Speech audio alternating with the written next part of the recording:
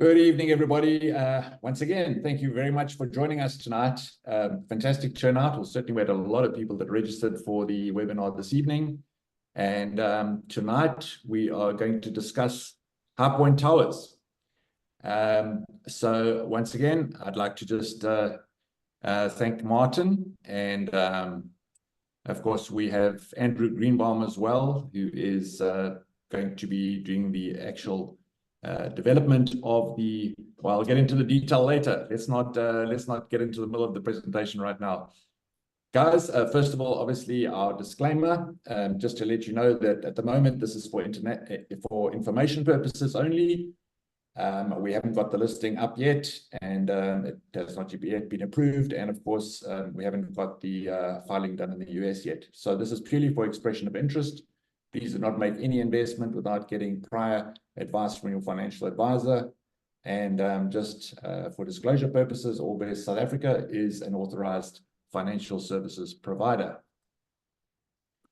So a little bit of background on this property, and I'm going to cut to the chase a bit here for the benefit of time. But this project was placed in bankruptcy in November 2022 by the sponsor, after Capital One, who was the bank who provided the capital to the sponsor, forced receivership. In October 2023, Capital One gave the leasehold, which is the two buildings on the land, over to the ground lessor Woodbranch and walked away from the debt which they had on the property at that stage of $53 million. So just to be clear, the debt that the bank had on these two towers was $53 million. And because of the sale process and the condition of the buildings at that point, with regard to the tenancy, they decided that they would rather walk away than to continue to put new money into the building to tenant it up again.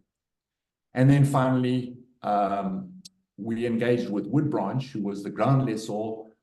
And actually, we made several offers, letters of intent, and in about September, October last year, we really thought that we had secured a deal with the ground lessor Woodbranch to acquire not only the leasehold properties, but the land below them. Unfortunately, that didn't happen. But I think the story is quite fascinating. And I think we have to bring Martin in here because it is really quite a phenomenal story of perseverance from particularly this guy on the screen. Martin, thanks. Thanks, Justin, and good evening to everyone from around the world. It's fantastic to see such a strong turnout tonight. And as Justin said, you know, we've been following these two great buildings in a great location in America for well over 2 years and trying to get our hands on them at the right price. And so as Justin mentioned, we had numerous interactions with the bank, namely Capital One, and it was refused at each step of the way. They then handed the buildings to the ground lessor. We had the same process with them. And I'll cut straight to the chase also and say that much to my surprise, I actually had a call and an email from one of the large top 10 banks in the US about 3.5 weeks ago. And the conversation the next day went something like this. They said, look, we know that you have been interested in these buildings. We've actually done a deep dive into you and your partner. We've watched you on webinars. We've done a due diligence on you guys. And you might be very interested to talk to us. I got on a plane the next day. I flew across the country, went to go meet with them, managed to gain their trust, which is absolutely critical with the bank. And basically, we managed to, together with our partners and the individuals who you'll meet later in this webinar, get them to believe that we have the best vision and plan to recreate value in these buildings that is absolutely inherently there, but at the right price. So after a lot of toing and froing, I am delighted to say that we have secured an unbelievable deal. And so Justin, on that note, I'd like to say that we've officially signed an LOI and we are moving to close in exactly 1 month's time. Martin, I think the very important point was that this is actually the bank that stood behind the ground lessor. So technically, the ground lessor also would have defaulted in this case. That's correct, Justin. So the bank, just by way of understanding, the ground lessor that owned the ground, that ultimately had the first say over the buildings and the land, they then had Capital One on top. Capital One stepped away, 53 million. The ground lessor had a ground lease outstanding of 19 million. Unbeknownst to anybody, they had borrowed that money from a bank, and the bank was now saying, listen, somebody's got to step in and actually do something about these buildings and recreate the value. We're not hanging around forever. And so that's when they actually have now stepped in and said, we're taking the buildings back, and we want to find a good, honest, transparent partner that we can do this with. And of course, through the multiple LOIs that we had submitted along the way, they came across us and they chose us as opposed to another very large player they were dealing with. So what does this really mean? We'll go through it in further detail tonight. We've ended up with two 11-story towers, 300,000 square feet of space at the most ridiculous price of $10 up front and $30 only when we sell in years to come, which is $40 in total, a fraction of the price. And we are going to be partnering together with one of the top 10 banks in the US as our partner on this deal. And so, as it says on the screen, a very rare, unique opportunity to actually 2x people's returns together with ourselves and a bank. Just see if we can move forward. Onto yourself, Justin, now to take over and take it further. Great. So as Martin mentioned, the Bank of the Ground Lessor has agreed to partner with us together with Triple Double, who we'll introduce to you shortly. The building is acquired free and clear with no debt and no ground lease. And I think that is super important. Certainly one of the reasons why no one would touch this building in the past. We really are delighted to have acquired the building at an incredible price. I mean, $10 a square foot up front. That means that we're in for $10 a square foot. The bank will transfer the property into a new entity. And then upon successful sale of the components, and we're going to break this into 3 components, we will pay them upon each component a total of $30 a square foot. And actually there is a small amount of interest that kicks in after 12 to 24 months. So altogether about $34 a square foot on sale. That comes to $44 a square foot all in, which is quite phenomenal. Just to give you some sort of indication, those of you who aren't in the property game, I mean, we give $50 a square foot to TI, to tenants when they sign a lease in order to do their fit out. And that's certainly not a significant medical fit out. So the key to this transaction, as Martin said, was the trust of the bank. And Martin didn't allude to the fact that he did several flights across the country in the very early hours of the morning, dragging with him the team of Avi and Donnie. And as we mentioned, the buildings will transfer into a new legal entity.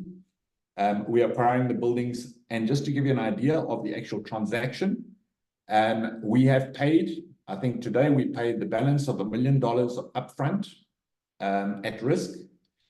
And we will then have to pay an additional $2 million on transfer. The documents are being drafted at the moment. And then ultimately, remember the balance, which is $9 million at exit, made up of 4 on Tower 1, 4 on Tower 2, and 1 on the additional land. The bank also has a profit share. They come in as a full pref equity partner with us. And that, I think, is a massive benefit, having a major top 10 bank as a partner. We will obviously be required to raise $6 million. So there's still a lot of work to do, certainly in the next 5 weeks or so. And we're very, very busy, obviously, trying to get commitments for that $6 million.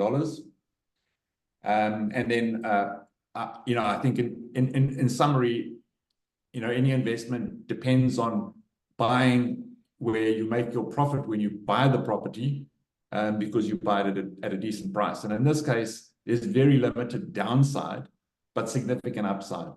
I think the question is, when do you lose a building? You lose a building when you've got substantial debt on the property, and it's very difficult to fix it when there's no income, and you ultimately end up losing the property. And in this case, we're going into this thing debt-free. Yes, there will probably be debt in components that you will see going forward, but those will be limited because by that stage, the investment money will probably have exited by then. Also, the bank has required that the balance of the $6 million, remember the $6 million that we raise and put in, 3 million of that will be put into a lockbox, and they will reduce it only for value add initiatives like TRLC. And we're quite comfortable with that arrangement. Justin, before we go any further, I just want to explain to people that who are new to these kind of large transactions, the way you get to the numbers is there's 300,000 square feet. If you pay someone $10 up front, that 300,000 times $10 is 3 million. And the balance is 300,000 at $30, which is 9 million. And so essentially for this entire transaction, you secure it with $3 million, $10 a square foot. Avi, when he comes on later, will give you some kind of an understanding what new construction costs are. But let's just say they run into the absolute hundreds, you know, to replace even buildings like this. So the strategy going forward is very simple. What we're going to do is we're going to take all the tenants that remain in both towers, and we're going to take them from Tower 1 into Tower 2, so that you now double your occupancy in the one. And then what we're going to do is we're going to fast track the lease up to its current percentage to about 75 to 79, no more than that. We'll leave some value on it for the next buyer. Obviously, if we lease it up a lot higher at a sooner pace, well, that's just great for everyone. You get a higher price. And we're then going to be able to do this specifically in this market by undercutting the rentals. And Avi will again talk to that. In the second tower, what we're going to do is, now that you've moved all the tenants across, is we're going to convert that into residential units. And then lastly, you have a piece of land, which then obviously is free and clear. And so we intend to absolutely do something with that land. In the model and with the numbers you're going to see tonight, we've just reflected an outright sale. We haven't included any kind of value add, upside, etc. But off the back of that high level strategy, I now want to bring in Avi Andrew Greenbaum from Triple Double, and he'll take it further from here. Welcome, Avi. Hi guys, how's everyone doing tonight? Just I guess by way of quick introduction, I've been at this game for, you know, more than you know, let's call it more than 25 years. I don't have to date myself. Beyond that, we are experts in value add creation, especially when it comes to what we'll call interesting types of scenarios, just like this. This is what we do. This is our bread and butter. We go in, we acquire properties that have lots of vacancy, similar to this, that we can put in a little spin on it and add some magic. In this situation, we're going to be converting one tower, as Martin said, to residential, and leaving one tower as commercial. To give you an idea, I have done over $2.5 billion of projects like this. I have converted to residential more than 6,000 units, and I have, you know, done more than 12 million square feet of office space. So experience is something we have in abundance, and track record is something we have in abundance. The reason why we mention it is because of the unique situation over here, where the people on this call get to invest side by side, not only with us, but with institutions. Generally, the people who see deals like this are the people you read about in banks: Goldman Sachs, Chase Manhattan Bank, JP Morgan. These are the people who get to see deals like this. It's not the everyday, you know, investor who gets to see stuff like this. This is a very unique and rare opportunity where not only do you get to invest side by side with sponsors who generally do this, but there will be one of those investors on this specific deal that you will get to invest side by side with, which is a highly unique and a highly interesting scenario, which we love to see. Because when we use the term smart money, you can feel that you are literally at the table with the smartest of money, you know who's going to be overseeing things in the same manner, which is great. Martin touched on something before that's super important. Even when it comes to distress and crazy good deals that people can hear or think they know hit the market, this just might have numbers that supersede all of that. I can only explain one way. Martin mentions $10 a square foot as an acquisition cost, an initial acquisition cost. The rents in these buildings are generally more than double those numbers, which if you're paying $1,000 a month US for rent for your apartment, it's the equivalent of paying $500 to buy the apartment. Who in the world ever sees anything like that? And I can't break it up any better for anyone. I'm traveling today. I'm in a hotel. It's costing me, $200 a night for the hotel, and it would be, me basically being able to buy the hotel room that I'm staying in for, hundreds of dollars. It makes no sense. So you are seeing the utmost of distress when you are going to look back 10 years from now, and we're going to talk about what was going on in the world economy at this point. The deals we're going to point to and read about that people say, oh my God, I can't believe someone bought that, is going to be deals like this. To talk in that manner about replacement cost, to replace this building between buying the land, rebuilding the structure, and build outs for the tenants that were in there, you're probably talking about $500 a square foot or $150 million. So, what we're buying this for, or at this point, is such a small fraction of that overall number. It's nonsensical. We talk about, every time we get into these deals about protecting our downside. How do we make sure that we're limiting our downside? So you want to buy below replacement costs. Well, we're under 10% of replacement costs. You want to buy, below land value. We're a fraction of land value. There's very little left except for you could basically sell the dust that's on the property and make the money that we have in it. So we really like the fact that what we're looking at is a scenario that you just don't see every day. You get the chance to play, hand in hand with some of the biggest and the best, which it takes people decades of throwing lots of money at deals to be able to do that. This is really a very, very, very unique situation. Sorry, you actually know San Antonio. You've got some experience with San Antonio, right? I have a lot of experience in San Antonio, yes. So we own multiple other properties in San Antonio. You've got a couple of them on the screens. These are two other conversion projects, about 400 units in that marketplace. We're modeling, our financial models have us taking in rents on this new property lower than those buildings, even though this is nicer. So, this has all the makings and the hallmarks of something fantastic and great. Last year, San Antonio was the biggest growth market in residential real estate, to give you an idea.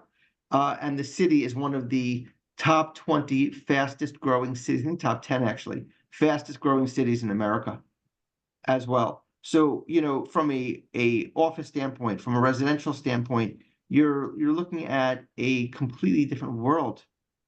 Because when you can combine low purchase price with high growth areas, it's all the makings of what we consider our Grand Slam products. Avi, if I can jump in here and just say that the pictures on the screen and the one before of that converted unit, that was one of your projects in Florida that I actually went to about a month ago. And I must say, I was blown away. It's exactly what you see on the screen here. So I'm excited to see how we can evolve and take these kind of great bits of learnings into the new building. Justy, if you can move on from there. And Avi, maybe if you can just, in fact, just go back one slide, Justy.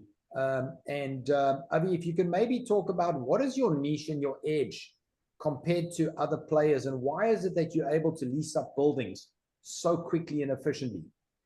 So what we like to do and I'm going to cover it on both ends, both the residential and the commercial side, is first, we do everything in-house. We do our own construction, we do our own leasing, we do our own management. By not bringing in third parties, we have, we remove not only the drama associated with other people, but the politics. So we are what we consider to be agnostic in the world, especially in the brokerage world. We don't we don't owe a duty to anybody else. So right now, the problem that the biggest firms have and many other people have in these spaces on the leasing side, especially on the commercial side, is if you are a big brokerage firm, you can't go after certain tenants because they are represented by the firm, or the firm is trying to get them. You can't go after certain buildings or building owners because the firm represents them somewhere else, or the firm has a past relationship or wants a future relationship. We don't care. We have no relationships with anybody outside of our own people, our own teams, and our own projects. We are absolutely unwavering and unyielding when it comes to what we'll call the ruthlessness we're willing to use to bring in our own people, because we have no duty to anyone but our investors and our team, and we do not have it to third parties, which is very, very important. By doing everything in-house, also, we speed up the processes tremendously. We're not waiting for priority being given to other projects because they're larger, to subcontractors from other things. We bring everything in to make sure that we can build efficiently.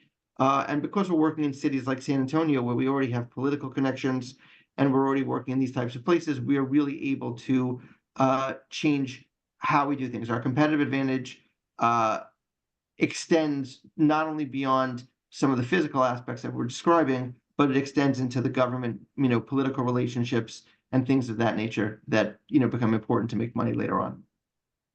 I mean, the other thing is regarding the rentals. Maybe you can talk about your experience there in terms of not only there, but other areas and, other states you've done it in. The going market rental is between 23, 27. You were very adamant that we go in at a rental rate of $18 to $21 and crush the market. So that's the other thing. The beauty is the ability for us, because our basis price is so low, to really undercut everybody. So, think about it. I love going back to housing because people understand it, very easily. But think about houses in your neighborhood, right? And if the average house in your neighborhood was renting for $100 to somebody, and you can go in and you could charge $60, how quickly is that going to get rented up versus everybody else? The benefit we have is because we are in for such a low price. If we speed up time and time frames, what we're able to do is maximize yield as we're able to get out of the project or refinance the projects quicker to be able to get everybody money in their pockets. So speed matters over here, and us being able to undercut the markets, which we're able to do and we're looking to in this situation, makes all the difference in the world. Wonderful. And then, Avi, on the multifamily residential building, your experience with doing conversions and some of the excitement, and also how the project actually pans out as you go through converting that building. So again, conversions are funny things when it comes to that. Like I said, we've done them for 6,000 units. We've done them very, very successfully. In this situation, it's going to actually be fun to watch as you're actually seeing, because you're literally breathing new life into older structures in a totally different manner. But if you read up in the newspapers now, even there's a lot of interest in people going into markets. You hear it in New York and San Francisco, very big cities, where they're trying to figure out what to do with some of their properties. The beauty of this, again, because our basis price is so low, we're able to increase the plumbing stacks that are already there. We are able to work through the window lines. We're able to do everything in order to add what we consider to be micro units, which is where we really specialize the most, where we feel this market really kills it, where it looks much more like Europe, Japan, and other markets that the units are a bit smaller, but they're highly efficiently built, fully amenitized, as in the entire buildings as well. And the rents that we've been getting in these markets on those types of properties are super affordable to the renter, but because the overall square footage is smaller, we're able to get many more units into the buildings, and we ourselves are making significantly more money by executing in this manner. And then the last thing before you go, we appreciate your time, is the fact that, as you mentioned, one of the major benefits of these kind of projects is it's not ground up risk.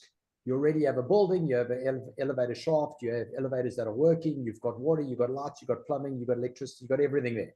It's really just designing, engineering, and converting, which I think a lot of South Africans, Avi, will actually understand because there's been tremendous conversions done in most of the cities in South Africa when they had a Right. similar variation of the city centers. Yeah, so again, that's the beauty of this. Because of that, the cost savings that we experience from doing that, are tremendous. The cost, like I said, the cost for us to build this product right now, we'll get in for less than half of that when all is said and done. In terms of well, maybe even less than that. A third of what the cost would be for us to build ground up some multifamily on the land. So the fact that we have not only walls in this situation, we have windows, elevators, we have interior structure. We've got a lot of things of that nature. It's going to speed up the process as well. These types of situations will go much quicker as soon as we're done through all the zoning process. This gets built in a much quicker time frame than doing any kind of ground up product, and it also allows us to start leasing up quicker because it's not as if we're probably also similar to South Africa. It's not as if we are, going floor by floor that we're building over here. We have the structures over there. So as floors are getting done and portions of the buildings are getting ready to be opened, we'll be able to open. Well, Avi, I just want to thank you for your time today and coming online and introducing yourself and your team. And we really look forward to having tremendous success on this project going forward. Thank you very much. Well, I love working with you guys, and I look forward to working with everybody on this call at some point. Thank you all. Thank you. Bye-bye. Just if we can move on to the next slide. So I think the next slide really is going into more of the financial information. You can see over here, we'll give you a rundown of exactly what we are spending money on, and then we'll give you a rundown of how we've structured the deal to the benefit of investors to get your money out. And so you see the upfront $10, that's at $3 million, which we have already paid $1 million to the bank already. They wanted the $3 million as a good faith showing of skin in the game. And to secure the deal, we will then be owing them the remaining $9 million only in many years to come. And that's the incredible thing. We don't have to pay that money until we actually sell. Then, of course, you've got what the bank said is a mechanism that they would like to accrue some small interest on that amount of the 4 and the 5. And so we negotiated successfully that it's only upon certain hurdles, or when, for example, on the multifamily, we actually start construction. So it's a very small amount relative to it. Then we have what's known as capital expenditure. When Justin talks about the word TI, it's tenant installation. It's the amount you give tenants to move into their space, together with leasing commissions. And so really where you are at this point is, if you think about it on the office building, if you need to lease up 60,000 squares on a conservative basis of 20,000 a year, what happens is that 60,000 to new tenants, you offer them a very large amount, which is $50 a square, way over market, together with $10 leasing. So 60 times 60 is 3.6 million, plus a bit of capex, which is tender loving care, which Donnie and Avi are very good at doing in terms of going in and redoing receptions, etc., making it feel very warm and homely, and then a little bit of operating cash flow. And so the next area is the multifamily cost. It's important to understand that the multifamily cost, that 18.8, is only drawn down and starting to be used once you're fully ready and you've got the zoning. At that point, as Avi and Donnie were saying to the bank, at that point, even if you just sold it and didn't draw down any of the money, you've got a project that's ready to go. You've already made money. And so the bank will be co-signers in terms of making sure any money drawn down is purely going in to create the value. So when you spend it, you're creating the value. In terms of the working capital and the capitalized other costs and the closing costs, you can see on the screen, and that's where we are. If we can move to the next slide. Now, I think the key for us, and one of the things we're most proud of, is how do we actually make money for investors, and how do we pay back the investors? So I'm going to take you through the two waterfalls. The first waterfall, step one, as we said, is the upfront $3 million. Now, upon the sale of the first building, what will happen is the bank, we envisage, will get their $4 million plus the accrued interest, which is the 4.5. So let's assume you sell the office building, the office medical building, for 15 million net. What happens then is 4.5 million goes to the bank. The remaining plus minus 11 million, we managed to get the bank to agree that the next grouping of payments goes directly to repay all the capital of our investors, which I think is very unique. And so before the bank even gets their final payments, the investors got all their capital back. I then also managed to get the bank to agree that they would allow a 50% premium or profit to our investors for the fact that they're putting their money in. And that's the 3 million. So at that point, before we've gone any further in the project, all the investors will have been repaid all their capital and a profit, and they're still in the rest of the parcels, which is quite incredible. Then upon the sale of the next buildings and the land, the bank gets their remaining amount. There's a disposal fee, and then the remaining amount then gets split between the general partner who you met together with the equity players such as the bank and yourselves. And so off that, there's 30% profit there. If you go to the next slide, Justin. Sorry, takes a second to load. There it comes. And so if you got your capital back, you got 3 million profit. When you sell the rest of the project, you got another approximately 3 million. That means you would have received 6 million in total. 6 million went into the project. Therefore, if you take it over 4 years, you would have received a return on investment of 25% per year. And if for some reason it goes over 5 years, it's still 20% a year. But even that calculation is not 100% correct, because bearing in mind at that point, you would have already got your capital and some of the profit out. So just to close off the understanding of this before I hand over to Justin, it's very important to understand that the bank is in this because they want a partner that can recreate and bring them as close as they can to their 20 million outstanding at the moment right now. The original project had 53 million debt and a 20 million ground lease, 73 million compared to what we're getting it for. So to recreate that, they've agreed to come along. They will get that small amount of interest, but they will get a profit share. In terms of the uses, these are the uses on the multifamily. You can see it's straightforward. We have committed that we said it'll take 12 to 18 months for us to get complete approval and start the multifamily. I can assure you, Avi, Donnie, and myself are already going there in 2 weeks' time. Before the close, we're already meeting with engineers, designers, architects, etc. And we're going to make sure we accelerate this very, very quickly, because the sooner we can get going, the better for everyone to make even more money. Lastly, I just want to talk about the leasing. Here is the leasing.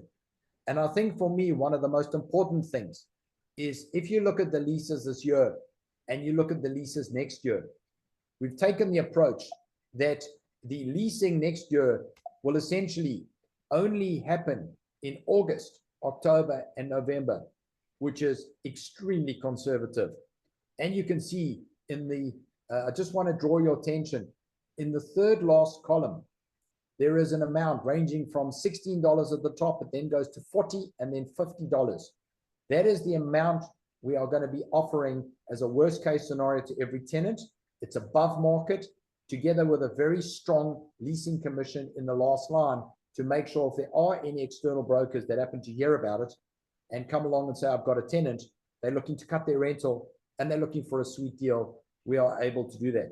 Obviously, it's not there to be spent unless it's needed. And that's just our way of making sure we hopefully will overperform.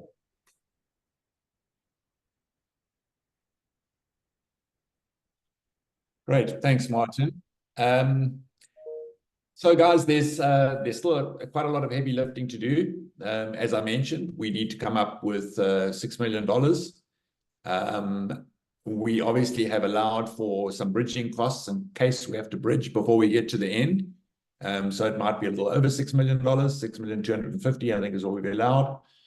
And right now, the minimum investment, and we've done this specifically because we would prefer our small retail investors, guys, to go into our lower risk product. And I think I'm going to take a moment now just to answer one of the questions from Gerrit here. Guys, as we all know, things happen, and property, like anything, is not a straight line. What that means is that sometimes COVID happens, sometimes interest rate and inflation happens, and you can't always plan for these things. But I'm going to come back to what I said earlier on about these buildings. When you are buying a value add building at $190, $200 a square foot and still expecting to add value to it, there is risk. When you are buying a building at $40, of which 75% of it is deferred until you actually sell it, you've got to be very, very stupid to screw it up. And I'm afraid, that's really what we're talking about here tonight. However, there is risk. There is always risk. And that is why we are trying to encourage our retail guys to go into our 21 beautiful, safe medical real estate buildings that are 93% let. This has got a much higher upside. It's a much more exciting project, and obviously, it suits a specific type of investor. So Justin, one of the things we did receive a question on just prior to the webinar is, what happens if I don't have the full $50,000, or what happens with, I want to come in for a smaller amount at the moment right now because of the tight closing timeframes. And so we just want to make it clear to everyone, contact your consultant. We will be accommodating. Obviously, we would like everyone to come in with the minimum. On our previous project, we had a similar project to this about 3-4 months ago. We were 3 times oversubscribed, literally within 3 weeks. We were raising $4.5 million.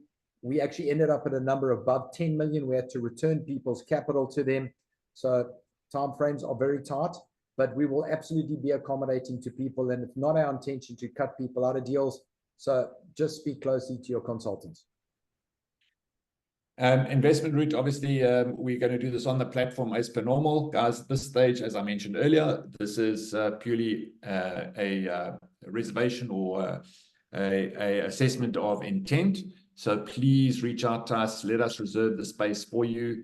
At least we know where we stand. And then ultimately, when we get the approval from the exchange, or we get the US filing done, then of course we can open it up to investment. We already have some investors that have already deposited funds in the US in the escrow account. And those funds, if you want to make sure that they get there in time, then obviously they would be returned in the event that that something happened and we couldn't close. As I mentioned, it's an expression of interest, and I think there's nothing else to add here apart from let us know, get hold of an account manager, or if you have questions, send a mail to support@orbest.com. Martin, maybe you want to just give a little bit of a conclusion. You've been so close to this thing. You've really thrown yourself at it for years now, and I think this is actually quite remarkable that you've got us to this point. But please give us your view. You know the building better than anyone at this stage, so tell us what you think. Yeah, so Justin, I think that along the way, we approached some of our larger investors in the company that we deal with on a number of projects. And I remember along the way, they kept looking at this and saying, well, if you just get the building and we'll pay the ground lease, which is nearly 700,000 to $1 million a year, at that value, we're definitely in. And then it went lower and they said, at that value, we're definitely in. And if I look back over time, I could just never have envisaged getting a deal at such a ridiculous value like this. But second to that, I think it's certainly a breakthrough for us to have the kind of credibility in the States to be able to do a deal with one of the top 10 banks. It is remarkable. In terms of the returns, I can tell you now for an absolute fact that the last project we had like this, similar to this, not even as good as this, it was about 3 months ago. As I said, we were 3 times oversubscribed. We have 2 large players in the US who also approached me to say they'll take all the equity. And I said to them, I'm sorry, we already are closed. So whilst Justin says it's an expression of interest, we have a tight closing. We are moving forward. We will be closing. And so it is going to be on the basis of first come, first serve. In terms of the holding period and liquidity, we've spoken about that. It says that it is a planned investment for 5 years. However, it is our goal to get in, get the investors' capital and profit back, and get out as quick as possible. And obviously what that does is it improves the returns to everyone, especially the bank. And then the value creation. I think we've spoken about it tonight. And so in summary, I am super excited about getting going on this project. And in all the years we've been doing business, we've never seen a deal like this. Thanks, Martin. That's fantastic. I think maybe, do you want to just cover once again before you cut off there, the investment made by a new investor, for example, what is the time periods in summary? When do you anticipate them getting their funds back? And just repeat, because sometimes people miss the point.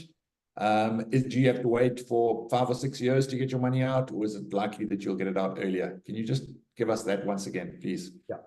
So I think that the starting point is the moment we close, the first thing is we've already agreed with the bank straight away. We move in, we speak to the tenants, and the couple of tenants in the one building we've identified, we'll move them across. Why will they move across? Very easily, because of the fact we're going to offer them a nice new premises with new TI and everything else that's been budgeted for.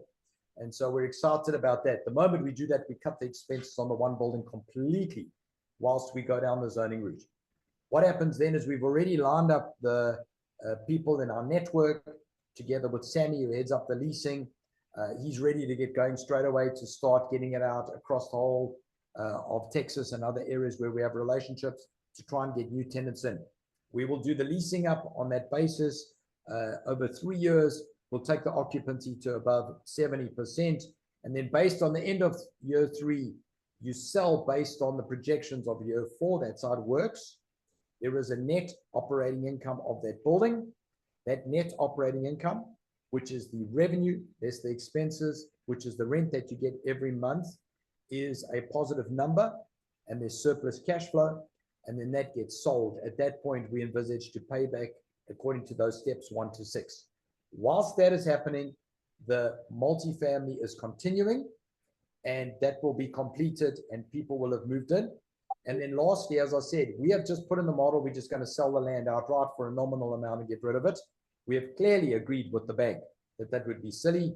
For example, one of the things, self-storage, why is it exciting? And we've spoken to players already, because you've got a building with 230 odd families right next door. And the way it works in America is there's never enough space in your apartment. So you always need to store somewhere. It's a very big thing in the US. And it's not like houses elsewhere in the world and in South Africa where you have lots of space together with a basement possibly. Here you're in a little box. All your belongings, you need to put them into a self-storage unit. So that is logical, but we'll see where that journey goes. We'll have that wrapped up and a decision made within the first 6 to 9 months. And so what you see on the screen really is the combination of all of it. These 2 beautiful buildings right near the medical campus in a great location in San Antonio, which is in Texas, together with all the developable land at the back. And something we haven't spoken about is in buildings, you struggle with parking. Look at how much parking is available already. And so off the back of that, thank you very much, Justin. Over to questions. Great, Mart. Thanks, guys. There is a Q&A there, and we'll try and get through these questions as quick as possible. Mart, perhaps quick fire. How long will rezoning take? So we anticipate 12 months. We told the bank 12 to 18. We are already meeting with people this week, and we believe that we'll be able to accelerate and get ahead of the curve. And quite a good one here from Gary here. Where does Allbest make money?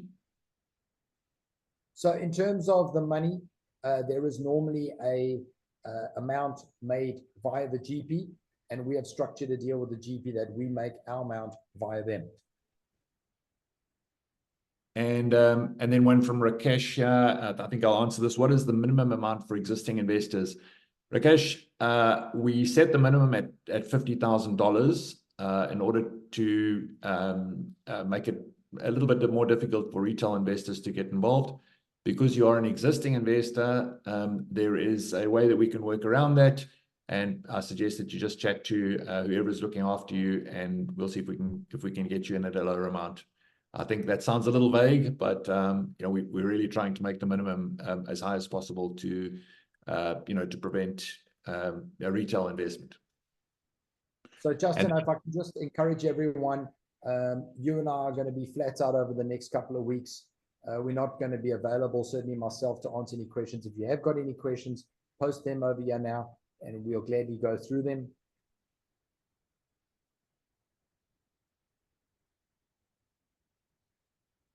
Not much coming up. I think let's see if we can address some general questions, Martin. I think there was an announcement sent out by PKF, and we have subsequently sent an announcement to all of our merge investors, and I think it's very important to address it. So let's use this as an opportunity to do so. As you well know, with our consolidation of all of our tier one properties, we put them all into effectively a single entity called Accretive Real Estate Portfolio Limited, and that meant that we effectively delisted from the exchange in the Seychelles 20-odd properties. And the impact of that obviously is that there's a significant less amount of work for our broker to do, and of course for the exchange. And that has caused our broker to decide to shut down their brokerage. They will continue operating with all the other businesses in the Seychelles, so they're not stopping their business, they are purely stopping the brokerage business. And we have been working with them and the exchange, and Orbest South Africa, because of its Category 2 license, is able to get a license directly with the exchange. So technically, we'll be cutting out the middleman, and we'll be able to deal directly with the exchange, which gives us a lot more comfort and certainly cuts a bunch of cost, which will be also in the benefit of investors. So we're very pleased about that, and certainly there are some advantages. We will probably do a webinar on this specifically, because I know people are interested in it and how we intend to deal with it. So that's positive news. Martin, there was a quick question. Expand on that. I think Justin and I both come from a fintech background, and we've been trying for years to try and create efficiencies in this whole process of moving money around the world. It's one of the reasons we set out on our journey, and it's become increasingly difficult. But the moment we can take things in-house, we believe that, as Justin said, number one, we can just cut out costs, we can increase the efficiencies. If we want to do something for someone in 24 hours, you know, we can have our team work over a weekend. And it's very challenging when you have to outsource everything. So we see this as a huge step in the right direction in terms of a group of entrepreneurs being able to really transform the current way things are done. Justin, I just want to move on to a question. I'm not going to mention the person's name. The question is, I'm not sure who my consultant as representative is. I'd like to invest possibly 100,000. How do I find that out? So Justin, if people have questions, what is the email address that they send their questions to? Yeah, support@orbest.com. That gets ticketed and it gets dealt with very efficiently. Perfect. Thank you for that. The next question, Justin, to you is, do you have banks in Mauritius? Yes, we have our listing in the Seychelles. So unfortunately, we are locked into the Seychelles banks, and the Seychelles banks is effectively ex-Barclays and now Absa. So we deal with Absa in the Seychelles, and I'm afraid there are not a lot of options there in the Seychelles. That is certainly the best bank as far as we know. So I'm afraid no, you have to move your money to the Seychelles or to the US. Justin, the next question is from someone, by the way, won't give your surname. I'll just mention a first name. Brett says, every episode of Grand Design ends over budget and overdue. How can you be sure your capital and timeline estimations are accurate? So I think there's two things in this project which are very unique. The first thing is the bank said, listen, whatever your current projections are, let's tone them down a bit, because the bank went on a fully fledged presentation to the investment committee. And after them having gone through a very tough time, they said, listen, just tone everything down. And the second thing is, in terms of any expenditure, they were absolutely part of the process. And so I'm very comfortable that any funds drawn down, there will be a team. And as Avi and Donnie have said, you know, the one good thing is if they are having challenges, any particular part of this project with, you know, raising certain amounts or needing certain things done, whilst the bank hasn't actually agreed to it, it's always great to have a partner where they can give you at least market related or preferential pricing. So I hope that answers it in terms of both the over budget and also the timeframes. And they will be watching us like a hawk. We intend to build a very strong relationship with them. So make no mistake, we will be going above and beyond this project to make sure we perform to them. It opens huge doors for us in the years ahead. I'll pop one or two for you, Mart. Robert, when is payment required from investors? Robert, we have quite a tight timeline. The closing will be in the first week or two of August. So, I would say that by the end of July, we would require funds either in escrow in the Seychelles or escrow in the US. That answers your question. Johan, a very good question. Can I invest through an LLC directly into the US? Yes, you absolutely can. What happens is we do an exemption. It's a Reg D 506C exemption, and you do your investment directly through the US through your LLC. Any questions about that, we will direct you to our CFO, Lo, who's very experienced with this, or Michiel, and have dealt with many clients who have been through this process. So please just give us a shout, and we'll be able to steer you through it. But for the purpose of on that point, this conversation now, we don't give tax or tax advice here. So yeah, just understand that. Absolutely. So the one thing we certainly don't do, as Justin said, is give tax advice. But what we will say is that we encounter people from around the world. We have investors from over 30 countries. And for those that have never invested with us before, there are a number of new investors online tonight. One of the things that we have finessed over the years is the ability to invest via various jurisdictions in a very compliant method and a way that has suited large investors, high net worth, or retail investors. And that's something we've finessed over the years. Martin, let's do this one together. This is Brett. He says every grand design and idea ends up over budget. We spoke about that, that's the one I covered in terms of just the time frames and the sign off. Yeah.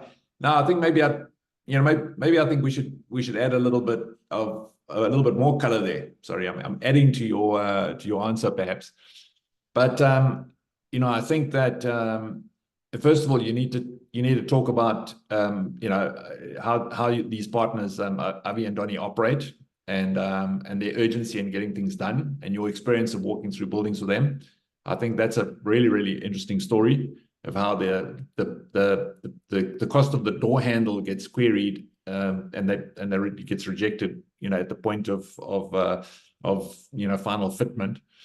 I'd love to tell that story because I think the investors are only going to get an update on the Dallas initiative in a month's time at the end of the quarter.